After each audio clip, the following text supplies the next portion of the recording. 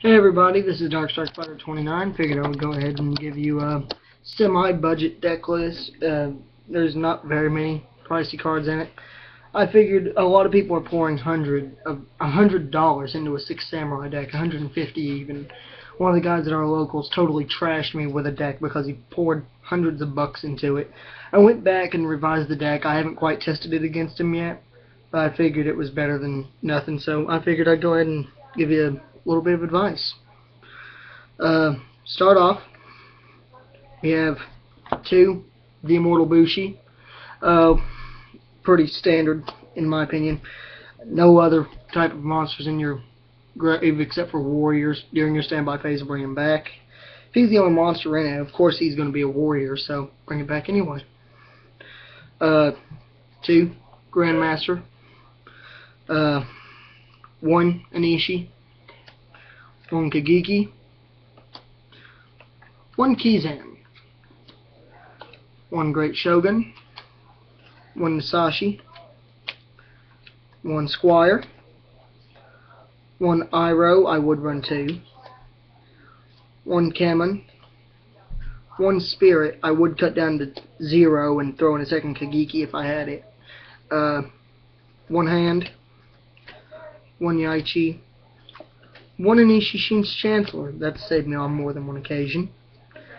1, Zanji. And my mistake, I do have a second Iroh.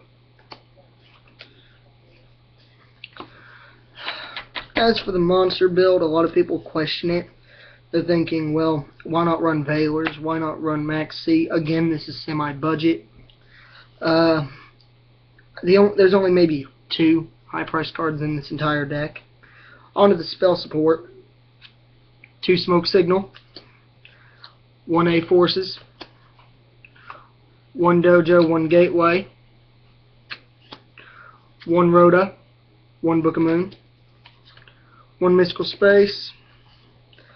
That about sums it up for the spell support. I mean, standard staples. No Dark Hole, no Heavy Storm. No Warrior Returning Alive, no anything like that. You can throw it in if you want. Traps, Mirror of Oaths. A lot of people wonder why Mirror of Oaths. It works for tour guides. It's a quick way to get around that. No Sangan call half the time. I mean, if they do bring out Sangan, it doesn't negate it, but it does still get rid of the monster, so no Exceed Summon. 1, Musakani. 1, Return. 1, Call. 1, Double-Edged. 1, Magic Arm Shield. This is a card I'll get into a little later. It's kind of a questionable play in a lot of people's opinions. 1, Fiendish Chain. 1, Levitain. 1, Backs to the Wall. Another risky card that I'll get into later. And 1, 6-Strike Dual Wield. I guess I'll go down the complicated ones now for the main deck. For the Magic Arm Shields, it's kind of questionable because your opponent still has stuff like Logia out.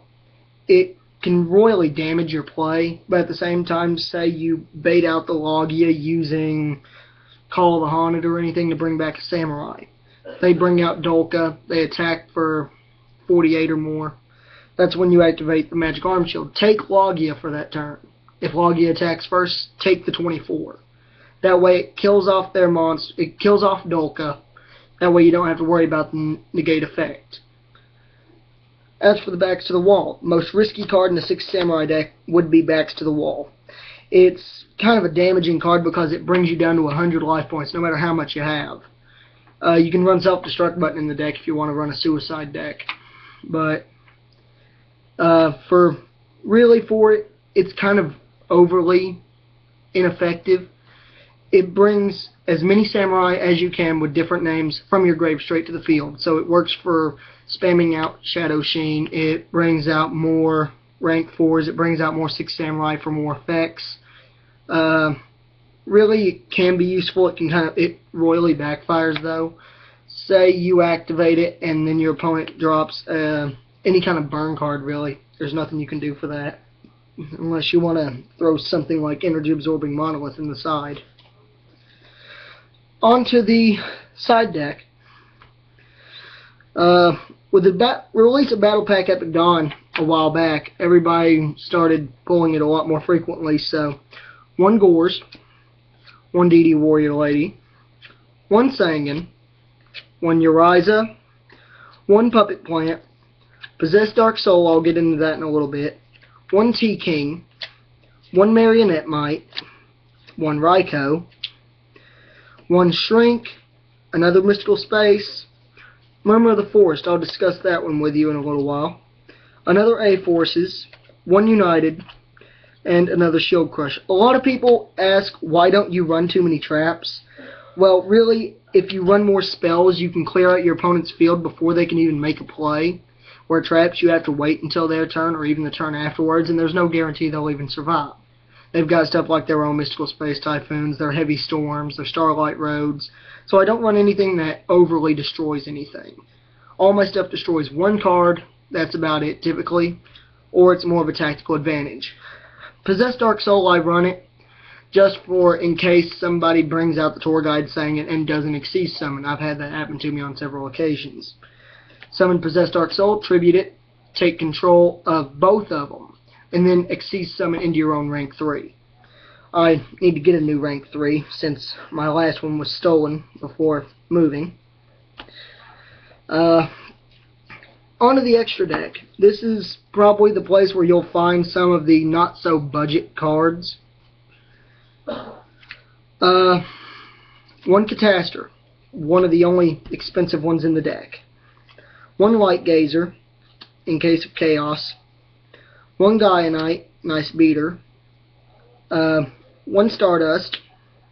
1 Adreus, which Adreus can't really be used too often, but I keep him in there in case somebody skill drains, because then it negates Grandmaster's only 1 on the field effect. It lets you bring out Adreus. Heroic Champion Excalibur, the newest addition to my deck. I've kind of figured out a little bit of a thing with him. No matter how low they drop his attack points with like shrinks or anything, activate his effect, it automatically becomes 4,000 regardless, as long as they don't reduce his original attack. 1 Papal Operative, 1 Shadow Sheen, 1 Tyrus, same scenario for Adreus, and 2 Zenmaester. I wouldn't run Zenmaesters, I would more run Utopias, but I don't quite have them at the moment. I aim to get them pretty soon, but until then I'm running the Zenmaesters for the 25 beaters. I aim to edit the side and maybe the main deck before I test this deck against anybody. But comment, rate, subscribe. Thanks for watching.